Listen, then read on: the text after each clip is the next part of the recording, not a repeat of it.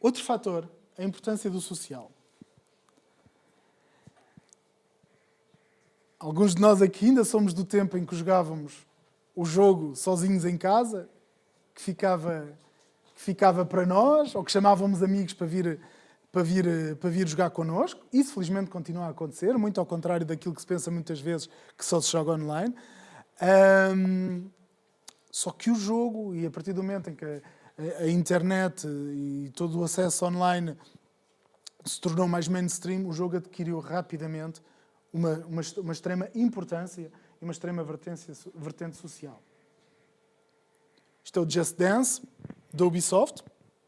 Este, por exemplo, é o exemplo típico que eu tanto posso jogar à distância como jogar em casa. E é um jogo muito para isto.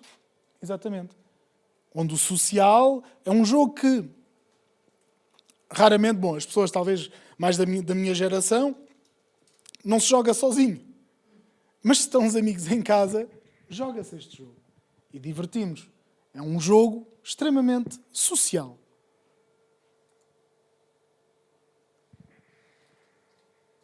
Isto é do World of Warcraft, o tal jogo online, que chegou a ter 13 milhões de utilizadores. Isto é um evento que eles tiveram a ideia de criar, em que exigiu, chamou-se a abertura das portas de Ahn'Qiraj. No fundo, é um dos locais míticos em que as portas estavam fechadas. Então foi preciso, se eu bem me lembro, todos os jogadores do mundo, nos seus servidores, colaborarem para criar condições para as portas se abrirem. Portanto, estamos a falar aqui de pessoas que chegavam dos seus empregos, que chegavam da sua escola e que, em vez de jogar o jogo só para se divertir, iam trabalhar. Entre aspas. Iam fazer aquilo que se chama, nos jogos, farmar. Vem de farming, ou seja, o que é supostamente uma atividade monótona para qualquer coisa. Foi um alto fracasso técnico, porque havia tanta gente online que os servidores rebentaram quase por todo o mundo, mas foi um sucesso de cooperação. E o que é que aconteceu? Uns designers preencheram uns campos numa base de dados a dizer: agora é preciso ir apanhar 300 bocados de esqueleto. E as pessoas foram. Não teve que haver uma grande campanha de marketing a dizer façam. Nada. Foi voluntário, foi com prazer, e Ahn'Qiraj, salvo erro, abriu em todos os servidores do mundo.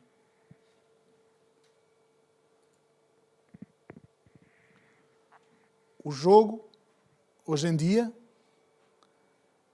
transporta relações para a vida real. Eu li há algum tempo um artigo de um analista que diz uma coisa que eu acho que temos mesmo que refletir. Estamos sempre a acusar, sim, mas os jogos, a internet, a comunicação, isto está a tornar tudo extremamente impessoal, as pessoas já não saem, já não se conhecem. Ok, não é totalmente verdade, mas vamos lá refletir de uma maneira. O que esse analista dizia é, o que eu vejo é que hoje o meu filho adolescente tem uma atividade social 50 vezes mais intensa do que aquilo que eu tinha na idade dele. E se os tempos mudaram? E se as nossas necessidades mudaram? Eu não estou a dizer nem que sim, nem que não. Mas estou a dizer que temos que refletir. Porque aqui voltamos exatamente à linguagem de hoje. E os digital natives é a eles que temos que falar. São eles os verdadeiros atores e são eles os verdadeiros veículos de qualquer transformação que se faça hoje em dia. Nós estamos cá, sobretudo, a minha geração, para estar com eles e para não cair nos mesmos erros das gerações precedentes. Isto é um exemplo também de uma guilda de World of Warcraft, ou os Paragon da Finlândia, que, de certeza absoluta, que se não fosse aquele jogo, nunca se tinham conhecido. Ou, pelo menos, com grande probabilidade. São pessoas do mesmo país, certo? Eu tenho amigos que criei em jogos online que nunca os teria conhecido de outra maneira. Amigos que os conheci na vida real. O social tem uma grande importância na comparação. E os jogos estão a ser extremamente hábeis numa comparação com pouco índice de discriminação. Ou criar vários layers de comparação e me situarem onde é que eu estou, onde é que a minha performance se coloca entre os meus amigos, no meu bairro, na minha cidade, no meu país, no mundo. Dá-me sempre a mim, que acabei de chegar, a impressão, esteja em que ranking estiver, que posso lá chegar. E mostra que eu faço sempre parte de algo maior do que eu estou integrado. Os jogos trazem-nos isto numa forma básica dos rankings.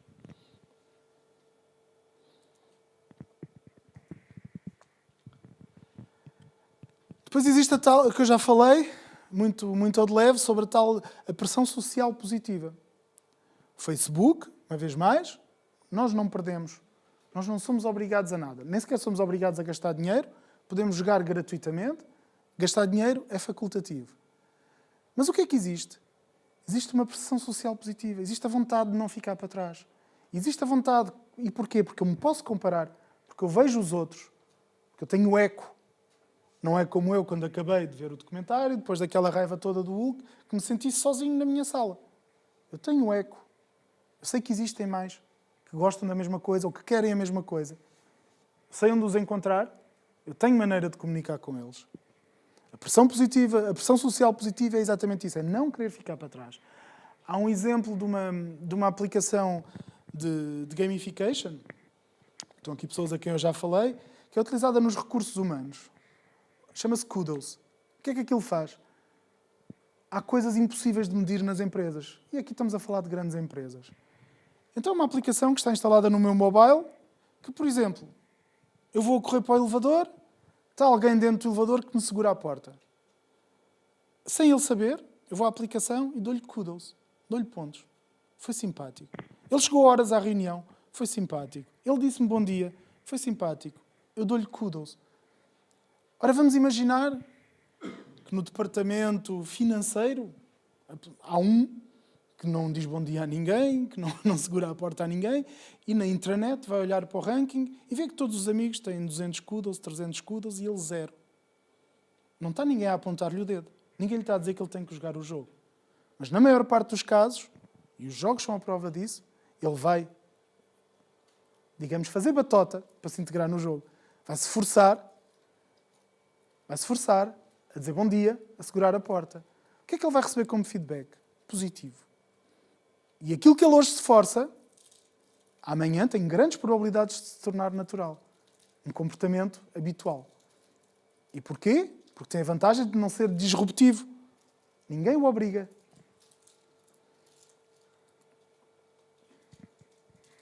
Uma vez mais, o Banner e o Hulk, apesar de não se entenderem um com o outro, o aspecto social é um dos aspectos mais motivadores para que eles se entendam, para falar aos dois durante a viagem.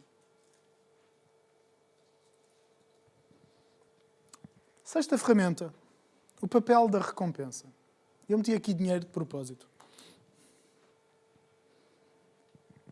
A recompensa está muito presente no jogo. Vem muito através do feedback. A recompensa tem várias formas.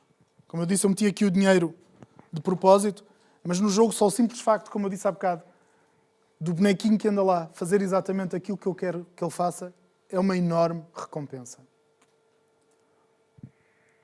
Os jogos, vamos lá ver uma coisa. Os jogos é como tudo. Eu quando falo aqui dos jogos como exemplo de alguma coisa, estou a falar dos bons jogos. Os jogos que foram bem feitos. Há maus jogos, obviamente. Mas o jogo transmite às pessoas um sentimento de justiça, de pé de igualdade, em que realmente o risco anda associado à recompensa. Em que eu sei mais ou menos, ou com muita certeza mesmo, que fazendo isto vou ter um certo nível de recompensa. E porquê é que eu estou a falar assim abstrato? Porque há um fator extremamente importante na recompensa, que é este. Como vimos há bocado, a máquina da Coca-Cola, onde eu reciclava qualquer garrafa, não dava sempre a mesma coisa. Isto é uma surpresa. Mais uma vez, isto não é estar aqui armado em velho, mas no meu tempo havia umas máquinas de chocolates que chamávamos-lhe o furo. Não sei se lembram. Pronto, em que estão bolinhas de cor escondidas, que furamos, a bolinha cai e depois uma determinada cor corresponde a um prémio que está lá no placar. Claro que havia sempre aqueles prémios fascinantes, tipo o canivete suíço feito em Sacavém, que usava-se uma vez e partia-se todo, que era o grande prémio, que só uma bolinha entre as 200 que lá estavam e que nós não sabíamos onde é que ela estava. Aquilo era super fascinante. A mim podiam-me dar fundos ilimitados, que eu furava aquilo tudo até ter os prémios todos, obviamente. Pronto. Mas, uma coisa extremamente importante, ganhava-se sempre. Nem que fosse um repousado.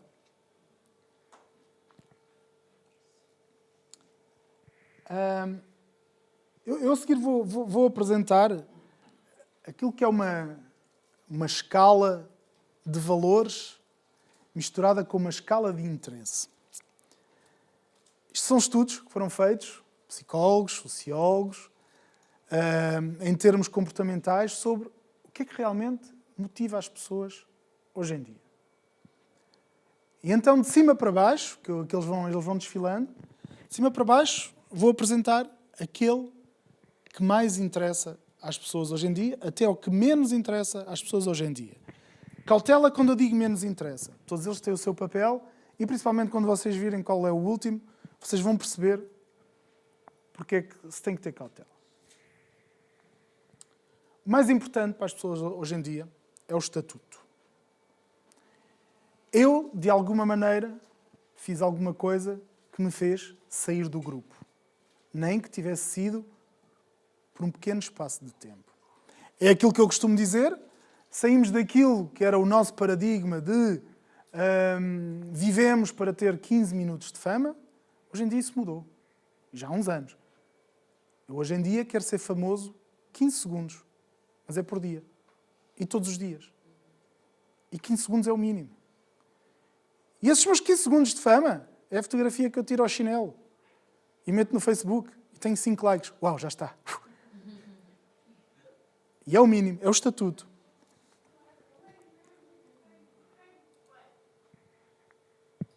Como, por exemplo, aqui, os reviewers da Amazon.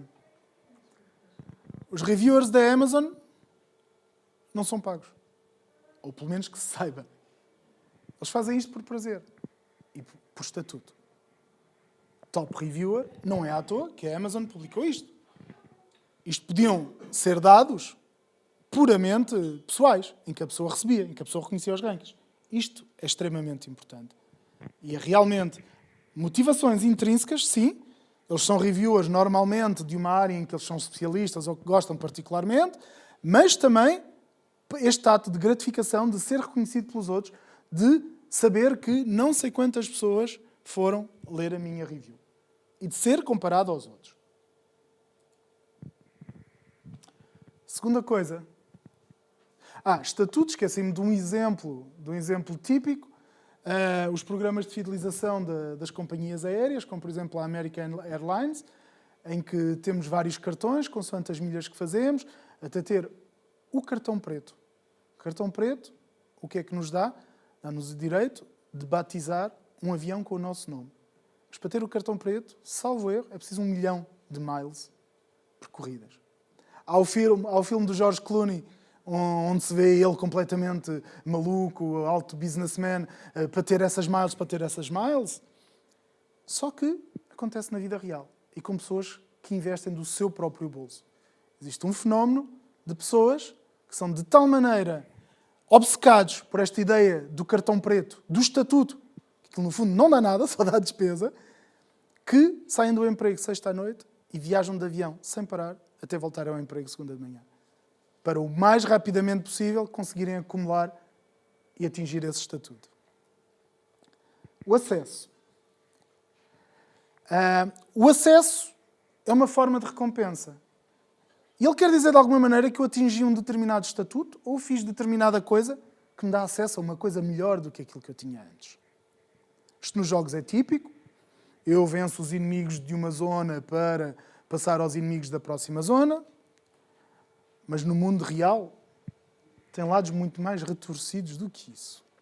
Isto é o Guild Noir.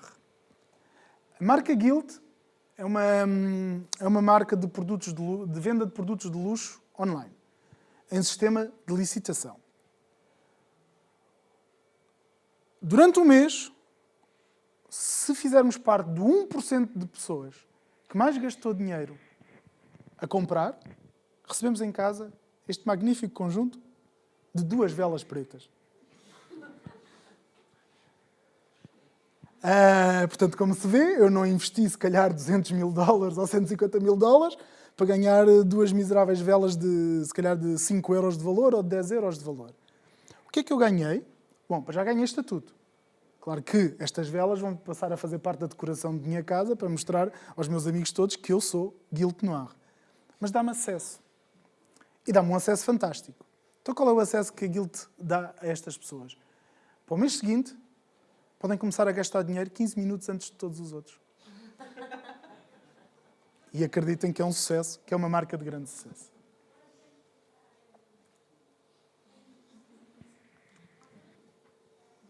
Terceiro, poder. Poder aqui pode ter duas facetas. Pode ser o poder sobre os outros, de alguma maneira, ou pode ser o poder como uma nova capacidade, uma nova ferramenta que me vai permitir fazer outras coisas. Um exemplo típico disto, do poder que me dá acesso a novas capacidades, é nos jogos. Ganhei um nível, tenho novas capacidades, mas, por exemplo, existe um site que nasceu 100% gamificado, que está a ter um sucesso, agora até por acaso anda nas notícias da tecnologia, que se chama Code Academy. O que é o Code Academy? Qualquer pessoa que não saiba programar, inscreve-se, é um sistema de fórum, inscreve-se lá para aprender a programar. Os users que já lá estão, os utilizadores que já lá estão há mais tempo, vão guiar essa pessoa, vão ensiná-la a programar. E está agora nas notícias, porque um miúdo de 11 anos aprendeu a programar no Code Academy e já publicou 5 aplicações na App Store. Portanto, aquilo está a ser realmente... O sistema é de níveis, ganha-se pontos de experiência consoante as ações que se coloca no site, ganha-se pontos de experiência pelas ajudas que se faz e chega-se a um certo estatuto de utilizador em que temos um poder muito especial. E o que é esse poder? É olhar para os comentários dos outros utilizadores e corrigi-los. Porque como aquilo é um site de programação, imaginemos, eu digo lá, olha, não sei fazer o meu boneco saltar quando carrego na tecla espaço. Alguém me dá uma resposta. Esses power users vão poder rever a resposta dessa pessoa e dizer, olha, em vez desta linha de código, esta linha de código é mais indicada para aquilo que tu queres. Portanto, poder, num site gamificado, que claro, acho que escusado será dizer, as pessoas que lá estão não ganham dinheiro absolutamente nenhum com aquilo. É só voluntariado. O último é cenas. Bibelôs, dinheiro, descontos, seja lá o que for, é tudo aquilo que seja de alguma maneira material e financeiro. O que é que estamos aqui a dizer? Não estamos agora a dizer, pronto, claro que este estudo foi muito dirigido aos digital natives, claro que foi um discurso, um estudo muito dirigido, no fundo, àquilo que a sociedade é hoje. Não estamos a dizer que de repente as pessoas já não querem dinheiro. Não. Nada disso. O que estamos a falar é que, numa escala de importância, e se a recompensa, digamos, se aquilo que eu atribuo ao estatuto de ter o Black Card da American Airlines valer $100 mil, e se eu tiver que escolher entre os dois, eu escolho o estatuto. Agora é assim, a gamification não se atreve de maneira nenhuma a tirar o dinheiro da equação como força de motivação. O que a gamification faz, e bem, na minha opinião, é que coloca-o no seu devido lugar. E vou passar a falar-vos de uma experiência que foi realizada exatamente sobre isso. Juntou-se um grupo de pessoas, havia uma espécie de um brinquedo, mas que era um puzzle em madeira, com peças de madeira, e disse a estas pessoas, isto é assim, temos aqui este puzzle, isto é um brinquedo novo que vai sair no mercado, o vosso objetivo portanto, aquilo era organizado por níveis. O vosso objetivo é passar o máximo de níveis possível e, se possível, voltar atrás nos níveis para cada vez fazer mais rápido, etc. e tal. Sim, senhor. Chamaram um segundo grupo. Disseram a mesma coisa. Exatamente o mesmo discurso, mas disseram. E cada nível que vocês passarem, damos $1. O terceiro grupo, exatamente a mesma coisa que o segundo. Passa e os níveis, $1. E então começou a experiência. Na primeira semana, digamos que as flechas indicam a performance dos grupos. Foi assim. Sim, senhor, estes estavam porreiríssimos da vida, a bater os seus recordes, a passar os seus níveis. Aqueles estavam contentíssimos, quanto mais níveis, mais dólares. Quanto mais níveis, mais dólares. Chegámos ao fim de uma primeira semana, chamámos as pessoas do grupo 2. Desculpem lá, o patrocinador da experiência cortou-se, já não podemos continuar a financiar. Se não se importam, pá, pronto, já estamos aqui há uma semana, continuem lá a fazer o puzzle, se faz favor, tal. Certo? Segunda semana. Estes, cada vez mais entusiasmados, puxavam-se uns aos outros, autoestímulo, etc. e tal. Aqueles, nem pensar, não é? Mas qual que é? Então, mas isto agora andar aqui a trabalhar à borla? Então, mas pagaram? Não. Descontentamento, etc. e tal.